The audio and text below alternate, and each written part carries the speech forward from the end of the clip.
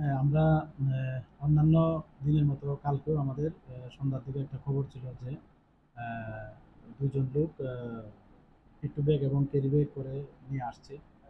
আহ, তাদের সঙ্গে হয়তো কন্ট্রাব্যান্ড থাকতে পারে। তো সেই সুবাদে আমরা এবং আরপিএফ মিলে আমরা বিভিন্ন যে পয়েন্টগুলো আছে, এন্ট্রি পয়েন্টগুলোতে আমরা সবাই ছড়িয়ে ছিটিয়ে মানে এম্বুসের মতো থাকি। এবং তখন লক্ষ্য করলাম প্রায় 6:30টার দিকে দুজন লোক আসছেন, হাতে ব্যাগ এবং পিট্টু ব্যাগও আছে। তো আমাদের একদম ক্লিয়ার যে তারাই হবেন। তারপর আমরা ওই তাদেরকে আমাদের রেলওয়ে স্টেশনে পার্সেল গেট আছে, ওইখানে আমরা তাদেরকে ডিটেইন করি।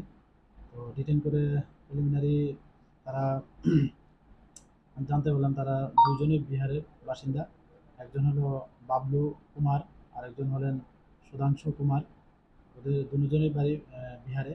তো তারপর আমরা চেক করে দেখলাম গাঁজা ভর্তি তাদের, ব্রাউন কালারের সেলোটেপ দিয়ে পেঁচানো।